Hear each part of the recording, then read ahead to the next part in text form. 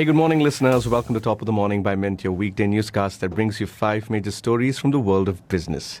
It's Monday, November 25th, 2024. This is Nelson John. Let's get started.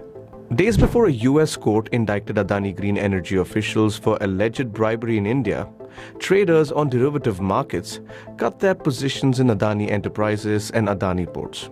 This move spared them from the sharp declines that erased 2.24 trillion rupees in market value on Thursday when the allegation surfaced. Notably, futures position in Adani Enterprises were reduced by 8% ahead of a 23% drop in share prices following the news. Market watchers noted significant trading activity before the public release of the indictment news, leading to speculations about whether someone had prior knowledge. Ram Sagal writes, a recent World Bank study across 6 Indian states talks about the critical need for skill-based education in schools to capitalize on India's demographic dividend and meet developmental goals by 2047. The study reveals a significant gap between current educational offerings and the rapidly evolving job market, shaped by factors such as automation, climate change, and digitalization. Integrating skill education into school curriculum is essential for preparing students for employment opportunities and enhancing India's competitive edge globally.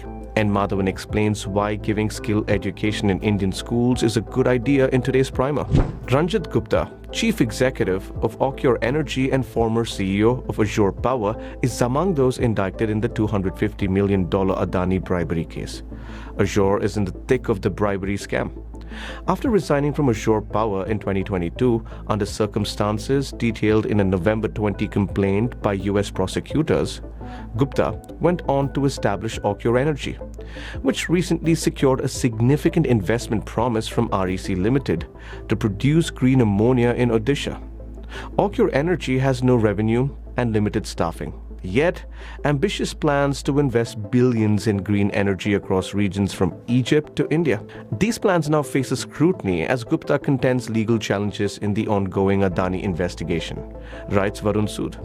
India's massive 13 trillion rupees manufacturing boost from production-linked incentives is hitting a pause. The government is halting the addition of new sectors like toys, drones, and furniture to better tune the existing setup, Dhirendra Kumar reports.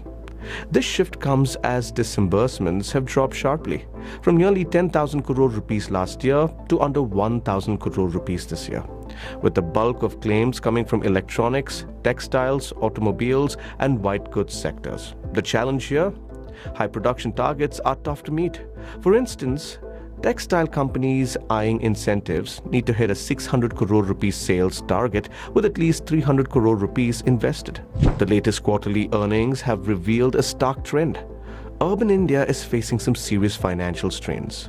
Big names like Hindustan Unilever and Nestle India are seeing sluggish growth, while sales barely inching up thanks to a shrinking middle class that's tightening belts. The problem here is prices are up and so are interest rates, making everyone think twice about how they spend their money. Interestingly, while big cities are struggling, rural India seems to be holding up much better. Companies like Maruti Suzuki even reported growth in rural sales despite flat overall revenue. It's a tale of two markets, really. Urban areas, usually the heartbeat of consumption, are now the ones lagging behind, feeling the pinch from high food prices and lower disposable income. In today's long story, Abhishek Mukherjee writes about the consumption slowdown the Indian middle class is facing. That's all for today. Thank you for joining. We are eagerly looking forward to our next Top of the Morning episode, which will be packed with fresh business news. Until then, have a great day.